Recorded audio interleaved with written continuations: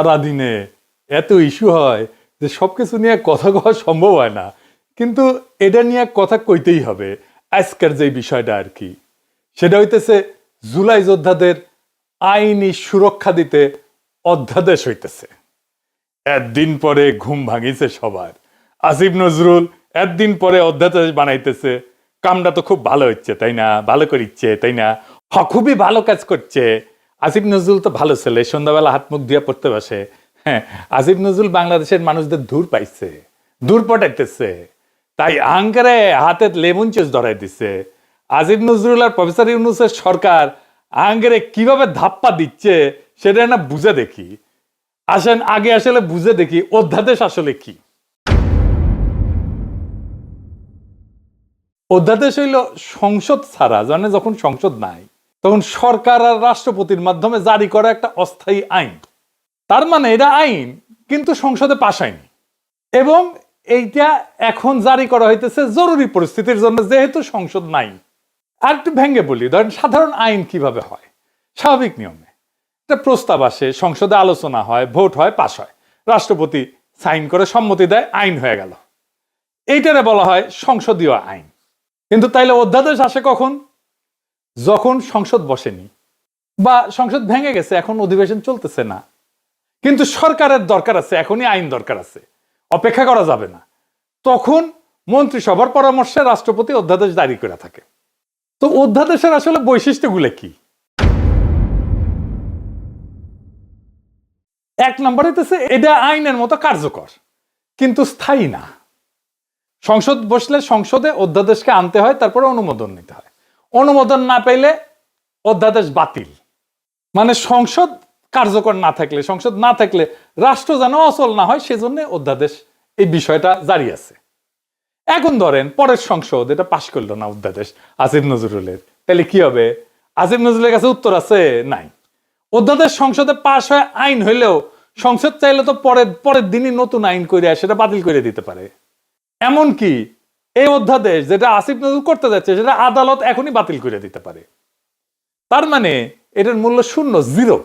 তাইলে আসিফ নজরুল কেন এ সাল করতেছে সেটার উত্তর আমরা পরে পাবো। আসেন আগে বুঝে নেই যে আদৌ জুলাইয়ের জন্য দায় মুক্তি দেওয়া সম্ভব কিনা।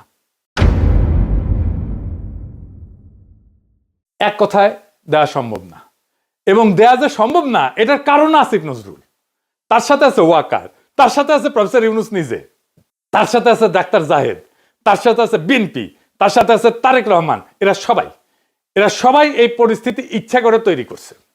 কেন? কারণ ঘোষিত বিপ্লব ছাড়া দায় মুক্তি সম্ভব না। দায় মুক্তি কোনো আইনি ব্যতিক্রম না, এটা একটা সার্বভৌম ঘোষণা। যে বিপ্লব ঘোষণা করতে পারে না সে দায় মুক্তি দাবি করার নৈতিক অধিকার, ক্ষমতা এটা কোনোটাই রাখে না।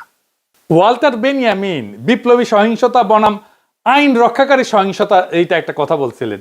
একদিকে লেখেন বিপ্লবী সহিংসতা, আর একদিকে হতেছে আইন রক্ষাকারী সহিংসতা। আইন তৈরি করে যে সহিংসতা আর আইন রক্ষা করে যে সহিংসতা, দুইটা এক না। উনি বলছেন ল প্রিজার্ভিং ভায়োলেন্স, যেটা পুরানো ব্যবস্থার ভিতরে থাকে, এবং ল মেকিং ভায়োলেন্স, যেটা নতুন ব্যবস্থার জন্ম দেয়। যে সহিংসতার নতুন আইন তৈরি করে না সেটা কেবল অপরাধ। 1971-এর স্বাধীনতা যুদ্ধ ছিল নতুন আইন তৈরি করার লড়াই। 1971-এর স্বাধীনতা যুদ্ধে আমরা যেটা করছি সেটা ল মেকিং ভায়োলেন্স, সেজন্য ওটা অপরাধ না। পুরানো বন্দোবস্ত রেখা সংগঠিত রাজনৈতিক সহিংসতা বৈধ হইতে পারে না, কারণ তা আইন ভাঙে কিন্তু নতুন আইন সৃষ্টি করে না। স্মিথ বলছেন সার্বভৌম সেই যে ব্যতিক্রম ঘোষণা করতে পারে। ওনার একটা বিখ্যাত সূত্র ছিল, উনি বলছেন, ইংরেজিতে কইছেন, বাংলা হইতেছে সার্বভৌম সেই যে ব্যতিক্রম ঘোষণা করতে পারে। বিপ্লব মানে নিয়ম স্থগিত করা, পুরনো বৈধতা বাতিল করা, নতুন বৈধতা ঘোষণা করা। যে বিপ্লব পুরনো সংবিধান, পুরনো আদালত, পুরনো নৈতিক মানদণ্ড চালু রাখে, সে আদতে সার্বভৌম না। সার্বভৌম না হইলে দায় মুক্তি দেওয়ার ক্ষমতা থাকে না, বরং নিজেই ভবিষ্যৎ বিচারের অধীন হয়ে পড়ে। হান্না আরেন্ট বলছিলেন যে সহিংসতা একটা নতুন রাজনৈতিক সূচনা করতে পারে না, উনি বলছেন ফাউন্ডিং মোমেন্ট, এটা তৈরি করতে পারে না, সে সহিংসতা নিজেই নিজের বিরুদ্ধে সাক্ষ্য দেয়। সেই কারণে নতুন রাষ্ট্র গঠন করা ছাড়া সহিংসতা বিপ্লব না, এটা অপরাধ। তিনজনের কথা বললাম। বেনিয়ামিন বলছেন নতুন আইন না বানাইলে সহিংসতা অপরাধ। স্মিথ বলছে ব্যতিক্রম ঘোষণা না করলে সার্বভৌম নাশে। আর হান্না আরেন্ট বলছেন নতুন শুরু ছাড়া সহিংসতা ক্ষমতা না। শুধুমাত্র ঘোষিত চূড়ান্ত এবং নতুন শুরুর বিপ্লবী দায়মুক্তি তৈরি করে। পুরানো বন্দোবস্ত রেখা চালানো সহিংসতা আইনগতভাবে না, তাত্ত্বিকভাবেও অবৈধ। আমরা জুলাই বিপ্লবের পরে নতুন আইন বানাইছি, নতুন সংবিধান বানাইছি, বানাই নাই। ডাক্তার জাহেদ তো জান লড়াই দিল জুলাইকে অভ্যুত্থান বলে প্রতিষ্ঠা করার জন্য। বিপ্লব না, ছোটখাটো মানুষ পুতু পুতু করে কথা কয়, আর আমরা হইতেছি উগ্র। কিন্তু এদের ডাক্তার জাহেদের হইতেছে চিকনা বুদ্ধি, সামে এমন মাইর দেবে টেরি পাইবেন না, একদম খাইয়া ফেলবে আর কি। জাহেদ খান জুলাইকে অভ্যুত্থান বলে প্রতিষ্ঠা করার জন্য দেওয়ানা ছিল। অভ্যুত্থান যেটা, সেটা ক্ষমতা দখল করে, কিন্তু নতুন আইন, নতুন বৈধতা, নতুন সার্বভৌমত্ব তৈরি করে না। পুরনো সংবিধান, পুরনো আদালত, পুরনো রাষ্ট্রীয় কাঠামো চালু রাখে। তাই সহিংসতা যেটা, সেটা আইন ভাঙা হয়, আইনের নির্মাতা না। আমরা যেটা জুলাই করছি সেটা আমরা আইন ভাঙছি আইন নির্মাণ করার জন্য। কিন্তু আমাদের নতুন আইন নির্মাণ করতে দেয়নি এই জাহেদারা, এই আসিফ নজরুলেরা, এই প্রফেসর ইউনূসেরা। সেই কারণে এইটা ল ব্রেকিং ভায়োলেন্স হয়ে গেছে, ল মেকিং ভায়োলেন্স হয়নি। অভ্যুত্থানের সময় যে সহিংসতা হয় সেটা পরে অপরাধ হিসাবে বিচারযোগ্য থাকে। সেই কারণে ডাক্তার জাহেদরা 24-এর বর্ষা বিপ্লবকে বিপ্লব না বলে অভ্যুত্থান বলে প্রতিষ্ঠা করার জন্য দেওয়ানা হয়েছিল, যেন জুলাই বিপ্লবীদের পরে জবাই করা যায়। তার মানে এই জাহিদারা তাই চাইছে যা আওয়ামী লীগ চাইছে। আওয়ামী লীগ আর হাসিনা যে পুলিশ হত্যা আর সহিংসতার কথা বলে, জুলাই যোদ্ধাদের ফাঁসি দিতে চায়, তার তাত্ত্বিক ভিত্তি তৈরি করে দিচ্ছে এই জাহেদ, এই সামে সিকনে, এই সিকনা বুদ্ধির লোকটা। আপনাদের জিজ্ঞেস করা উচিত, তাকে ধরা উচিত। এই কাম কেন করছিলেন? মাদিরে যে পুলিশ ধরে, সে বৈধতা দিচ্ছে জাহেদ। দায় মুক্তি বাংলাদেশের ইতিহাসে একবারই হয়েছে, সেটা 1971-এর পরে। কারণ ওইখানে আমরা নতুন শুরু করতে পারছিলাম, ওইখানে লড়াইয়ের বিজয়ী ছিল আমাদের বৈধতা। এইখানে আমরা বিজয়ী হয়েছি, কিন্তু আমরা আমাদের বৈধতা তৈরি করতে পারিনি, নতুন শুরু করতে পারি নাই। সেই কারণে দায় মুক্তি দেওয়া সম্ভব হবে না, যতই বলুক আসিফ নজরুল।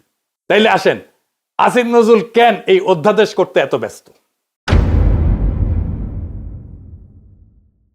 কারণ হইতেছে আসিফ নজরুল নিজে দায় মুক্তি চাইতেছে।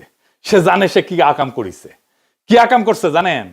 দেশ যখন একটা বিপ্লবী সন্ধিক্ষণে, যখন আমরা নতুন রাষ্ট্র তৈরি করব, হাসিনা পলাইছে, সেই সময় সে ওয়াকার আর বিএনপির সাথে মিলে পুরো বিপ্লবটাকে লাইনচ্যুত করছে। বিপ্লব ওই রাতেই শেষ। তারপরে ধৈরা ধৈরা বিপ্লবের সাথে সম্পর্কহীন বুড়াগুলাকে উপদেষ্টা বানাইছে, সংবিধান সমুন্নত রাখছে, ওয়াকারকে রাখছে, চুপ্পু করে রাখছে।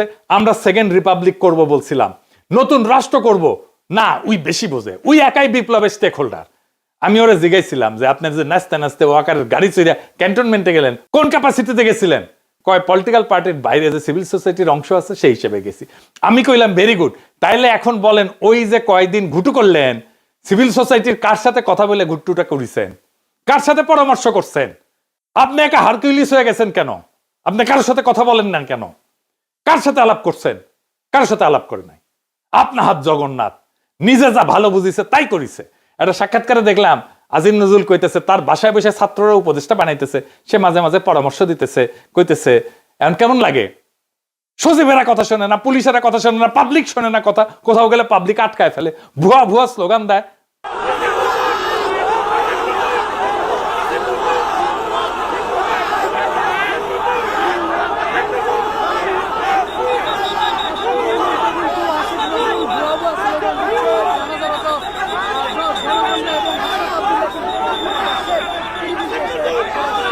খুব মজা না? হ্যাঁ, এখন তো এগুলো শুনিচ্ছেন, এরপরে পাবলিক থাপড়াবে ধরে রাস্তায়, রাস্তার থাপড়াবে। ওই সময়টাতে ঠিক হয়েছে সংবিধান সমুন্নত রাখতে হবে। ওই যখন ঘুটু করে ইচ্ছে সংবিধান সমুন্নত রাখলে 2024-এর লড়াই, বিপ্লব, বিপ্লবী সহিংসতা সব অবৈধ হয়ে যায়। বৈধ হয় হাসিনার খুন করা, ছাত্রলীগের গুন্ডামি, পুলিশের গুলি, সব বৈধ হয়ে যায়। কারণ সরকারের বিরুদ্ধে বিদ্রোহ তারা নিয়ন্ত্রণ করতেছে। এই কাজ করছে আসিফ নজরুল, এই কাজ করছে জাহেদ, এই কাজ করছে বিএনপি, এই কাজ করছে তারেক রহমান, এই কাজ করছে প্রফেসর ইউনূস। নিজে আইনের লোক হইয়া আসিফ নজরুল ওই 3 দিনে ছাত্রদের সাথে বৈশা উপদেষ্টা পরিষদ বানাইতেছে, আর ওই প্রসেসের মধ্যে দিয়া ওই ছাত্রদেরই মৃত্যু পরোয়ানা লিখতেছে আসিফ নজরুল। এখন অধ্যাদেশ বানায় লেবেন চুজ ধরায় দিতেছে। এই অধ্যাদেশ বালটা করবে। 1975-এ যারা সোহরাওয়ার্দীর বডিগার্ডের ফুটা করেছিল, তাদের জন্য সংবিধানে ইনডেমনিটি দেওয়া হয়েছিল, কাম হয় নাই। 1975-এর ওই বিপ্লবী ঘটনার পরে যেই দল বিএনপি ক্ষমতায় আসছে তারাই কর্নেল ফারুক, বজলুল হুদাকে, শাহরিয়ারকে তুলে দিচ্ছে আওয়ামী লীগের হাতে যেন ফাঁসি দিতে পারে আওয়ামী লীগ তাদের জেলে ভরে, রায় হয় নিম্ন আদালতে, আপিল চলতেছিল। খালেদা জিয়ার আমলে খালেদা জিয়ার সরকার এদের সবাইকে ছেড়ে দিতে পারতো, আইনসঙ্গত ভাবে ছেড়ে দিতে পারতো আপিল নিষ্পত্তি করে। কিভাবে জানেন? আসেন একটু বুঝে দেখি। আদালত রায় দিছিল ফায়ারিং স্কোয়াডে মৃত্যুদণ্ড। বাংলাদেশের সিভিল আদালতে ফায়ারিং স্কোয়াডে মৃত্যুদণ্ডের বিধানই নাই। রাষ্ট্র বা আদালত যদি এমন কোন পদ্ধতিতে মৃত্যুদণ্ড কার্যকর করে যেটা কোনো বিধানে নাই, আইনে নাই, যে পদ্ধতিটা আইনে লেখা নাই, তাহলে এটা টেকনিক্যাল ভুল বা কাগজপত্রের গলদ হিসাবে থাকে না।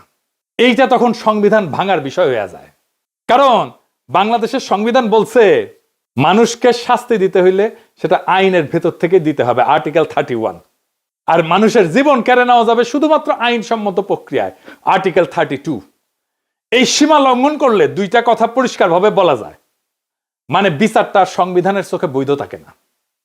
রাষ্ট্র নিজেই আইনের সীমা পাড়ায় গেছে, আইন যে ক্ষমতা দেয়নি সেই কাজ রাষ্ট্র করছে, এটা করতে পারে না। আইনের বাইরে যায় মৃত্যুদণ্ডের এমন কোন পদ্ধতিতে মৃত্যুদণ্ডের আদেশ দেওয়া মানে এটা শুধু ভুল না, এটা রাষ্ট্রের অবৈধ কাজ, আদালতের অবৈধ কাজ। খালেদা জিয়ার সরকার কিছুই করে নাই, আপিলের কাজ বন্ধ করে রাখিছিল। হাসিনা আইসা সামে সবাই ফাঁসি দিয়ে দিছে। এই হাসিনা পলানোর পরেও প্ল্যান ছিল এইটাই যে বিএনপি আর ওয়াকার সামে তুলে দিবে জুলাই বিপ্লবীদের আওয়ামী লীগের হাতে। বিএনপির প্ল্যান এখন প্রকাশ্য, তারা আওয়ামী লীগকে ফিরায় আনতে চায়। আমি বেনে বেনে করছি না, আমি প্রমাণ দিতেছি। দেখেন হিন্দু সম্প্রদায়কে দিয়ে কি বলানো হইতেছে। আমি কিন্তু আমার জন্মগতভাবে আমি বিএনপি ছিলাম, বুঝছেন। আমি মাও কমিশন আমলে বিএনপি কমিশনার মেম্বার ছিলাম 3 বার। এখন দেশে আসছি ডক্টর করে, কিন্তু এখন আমি মা বোনকে বলছি নিজের ইজ্জত যদি রক্ষা করতে চান আপনারা সবাই বিএনপি কে ভোট দিন। বিএনপি বলে কেউ অবহেলা করবেন না, কেন এখন আওয়ামী লীগ নেই। এটাই বলছি, যেটা আমাদের মাতৃ জন্মের কথা। মা বোনরা বলছে যে আওয়ামী লীগকে ভোট দিও, বিএনপি কে দিও না। কিন্তু এখন বর্তমান আমরা আছি এখন বিএনপির হাতে, আমাদের আওয়ামী লীগ নাই। তোমরা সবাই নিজের ইজ্জত যদি বাঁচাতে চাও, নিজের একটা মেয়ে যদি বড় হয় মা বাবার বয় থাকে, কিন্তু এখন বয় নেই। আর এখানে সবাই, এখানে আমাদের মা বাবা এরা সবাই, এদেরকে চিনেন। যদি দূরের মানুষ হতো তাহলে বয় ছিল, এরা দূরের মানুষ নেই, এখানে আমাদের দেশের মানুষ। কোনো যদি ক্ষতি হয়, কিছু হয়, আপনাদের ওদেরকে ডাকতে পারবেন।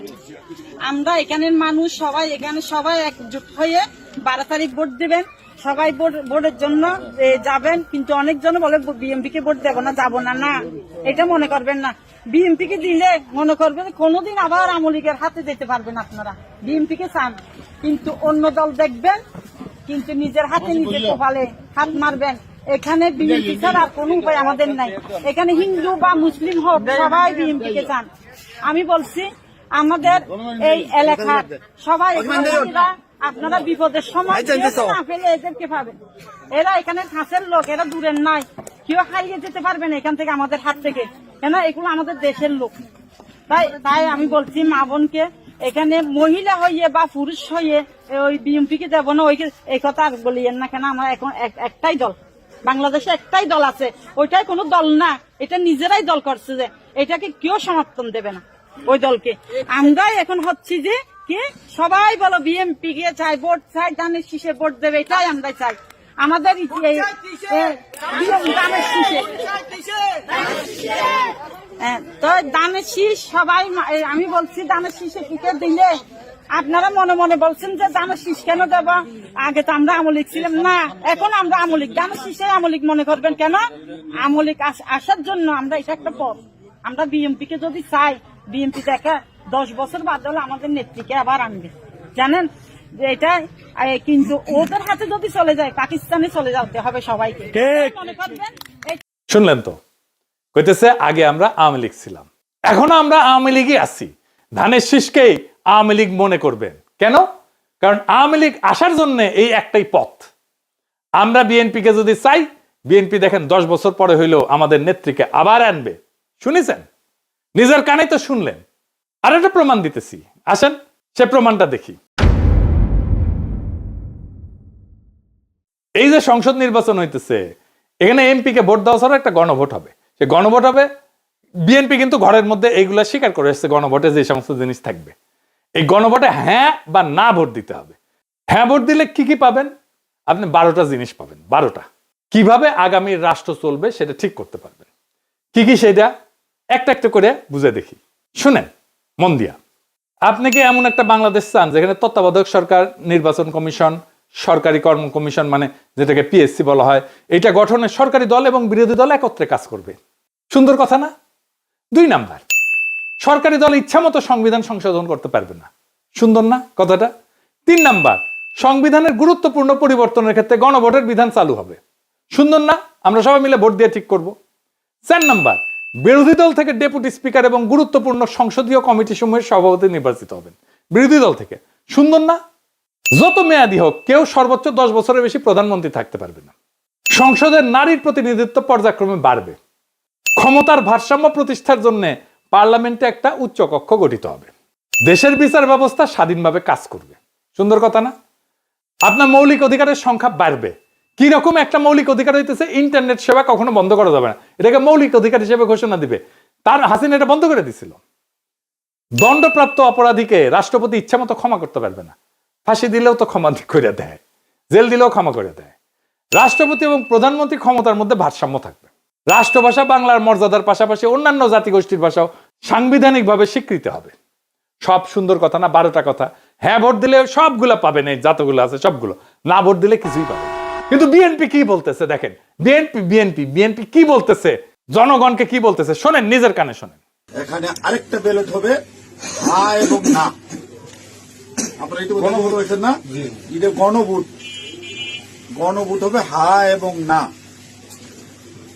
যদি আপনারা যারা আওয়ামী লীগ করেন, যারা অন্যান্য দল করেন, তাদের তাদের জ্ঞাতার্থে সুবিধার্থে আমি জানাচ্ছি, যদি হা জয়যুক্ত হয় কোনো ক্রমে, সারা দেশে যদি হা জয়যুক্ত করা মানে ভোটে জয়যুক্ত হয়, তাহলে এদেশের স্বাধীনতার পরে 72-এ যে একটা সংবিধান ছিল, শেখ মুজিবুর সাহেব করেছিল, ডক্টর কামালের হাতে লেখা, এই সংবিধান টোটাল ডাউমিট করে দেবো, মানে মুছে ফেলবো।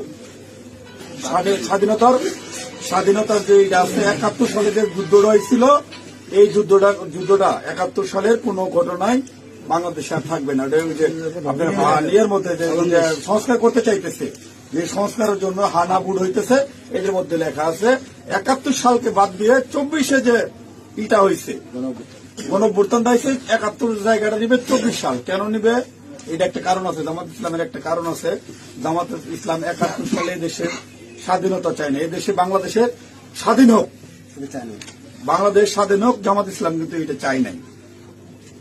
যারা আওয়ামী লীগ করেন তারা একটু খেয়াল করে শোনেন। যদি হা জয়যুক্ত হয় তাহলে আওয়ামী লীগ কিন্তু এখন মানে কি জানি প্রজ্ঞাপনের মাধ্যমে আপনার স্থগিত হয়েছে, আওয়ামী লীগ নির্বাচনে অংশগ্রহণ করতে পারবে না। যদি হা জয়যুক্ত হয় তাহলে আওয়ামী লীগ একবারে আর কোনো মিটিং টিটিং হবে না, মিটিং টিটিং সংসদে কোথাও উঠবে না। ওই হার মধ্যে এই লেখা আছে আওয়ামী লীগ নিষিদ্ধ।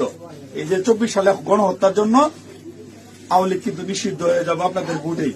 যদি হাতে ভোট দেন, হাতে ভোট দিলে আপনার 16 ডিসেম্বর থাকবে না, 26শে মার্চ থাকবে না, আপনার 71 সালের যে যুদ্ধ করতে মা বোনেরা ইজ্জত দিচ্ছে, 30 লক্ষ মা বোনের ইজ্জত দিচ্ছে, এটা থাকবে না। অর্থাৎ আপনারা যারা আওয়ামী লীগ করেন দয়া করে আপনারা না ভোটের জন্য হলো, আওয়ামী লীগের তো আমরা আসলে বিএনপি হইতেছে উদারপন্থী রাজনৈতিক দল। আমরা বিএনপি চাচ্ছি সকল দল মিলে একটা দেশে নির্বাচন হোক, সকল এবার না হোক, সামনে যেন সকল দল একটা নির্বাচন অংশগ্রহণ, 5 বছর পরে যে সকল দল নির্বাচন অংশগ্রহণ করতে পারে। আপনারা আপনাদের যারা আওয়ামী লীগ করেন আপনাদের দল রক্ষা করার জন্য আপনাদের কেন্দ্রে যাইতে হবে, ঠিক আছে? আপনাদের কেন্দ্রে যাইতে হবে, আপনাদের দল রক্ষা করার জন্য, না ভোট দেওয়ার জন্য, হইলে সার্বভৌমত্ব দেশ রক্ষা করার জন্য 71কে ফিরিয়ে, মানে 71 যেভাবে আছে স্বাধীনতা যুদ্ধটার ইতিহাস আছে, এই ইতিহাসটা রক্ষার জন্য হইলেও যারা না ভোট দিবেন, যারা আওয়ামী লীগ করেন, আপনাদের কেন্দ্রে অবশ্যই যেতে হবে। কেন্দ্রে যদি আপনারা আপনাদের দলকে রক্ষা করতে যান, যেহেতু এবার আপনাদের নাই কোন নমিনেশনের, আওয়ামী লীগের কোন প্রার্থী নাই, দয়া করে সেক্ষেত্রে আপনাদের কাছে আমাদের অনুরোধ, যারা আওয়ামী লীগ করেন, বিএনপির তো আপনারা ভোট আমাদের দিবেনই, ঠিক আছে, যারা বিএনপি করেন ওরা তো আমাদের ভোট দিবেন। না ভোট দেওয়ার জন্য যারা কেন্দ্রে যাবেন, আপনাদেরকে যেতেই হবে, আপনাদের অস্তিত্ব রক্ষার জন্য, আওয়ামী লীগ রক্ষার জন্য হলেও আপনাদের কেন্দ্রে যেতে হবে। শুনেছেন? তার মানে বিএনপির ঘুরে ফিরে আওয়ামী লীগকে ফিরে আনতেই চায়। তারা অনেক আগে থেকে বলতেছে কিন্তু আওয়ামী লীগ নির্বাচনে আসুক। শুনেন। তবে আওয়ামী লীগের প্রধান প্রতিদ্বন্দ্বী বিএনপি চায় দলটি নির্বাচনে আসুক, নির্বাচনটি হোক অংশগ্রহণমূলক। আমরা আশা করব যে এই নির্বাচনটি পার্টিসিপেটরি হবে, সকলের জন্যই দ্বার উন্মুক্ত, জনগণ যাদেরকে সুযোগ দেবে তারাই দায়িত্ব পাবে। আমরা কামনা করি প্রত্যেক রাজনৈতিক দল এই নির্বাচনে অংশগ্রহণ করুক, কাউকে বাদ দেওয়ার হলে জনগণই বাদ দিয়ে দেবে। যখন জনগণের বিরূপ প্রতিক্রিয়া হয়েছে তখন বলে এইবার না আসুক, বিএনপি ক্ষমতা আসলে আওয়ামী লীগ ফিরবে, পরের বার ফিরবে। বুঝিসাও? ঐক্যমত কমিশনে আইসা বলে আমরা সংস্কার চাই, আর কর্মীদের বলে না ভোটের ক্যাম্পেইন করতে। কি রকম জাউরার জাউরা, কি রকম খাইস্টার খাইস্টা, কি রকম ভন্ডের ভন্ড। এটাই আসল প্ল্যান। এই প্ল্যান হইতেছে গ্র্যান্ড প্ল্যান, আওয়ামী লীগকে ফেরানোর প্ল্যান। এইবার ভোটে যদি বিএনপি জিতে তাহলে আওয়ামী লীগ ফিরবে, লিগে রাখতে পারেন। এটা তো আমার কথা না, আপনারা তো বিএনপির লোকদের মুখেই শুনলেন, তাই না? আপনি আসলে ধানের শীষে ভোট দিতেছেন না, আপনি ভোট দিতেছেন নৌকায়, আপনি ভোট দিতেছেন হাসিনা রে, আপনি ভোট দিতেছেন ফ্যাসিস্ট রে, আপনি ভোট দিতেছেন ভারপ্রাপ্ত আওয়ামী লীগ রে, বিএনপি রে না। যারা আওয়ামী লীগ রে ফিরে আনতে চান তারা ধানের শীষে ভোট দিতে পারেন। আমরা বলবো নৌকার ধানের শীষ দুই সাপেরই একই বিষ। এই দুইটারেই বাংলাদেশ থেকে হটাইতে হবে, এই দুইটারে ক্ষমতার আশেপাশে আসতে দেওয়া যাবে না। এটাই আমাদের আগামীর বাংলাদেশ গড়ার শপথ হোক। ইনকিলাব জিন্দাবাদ।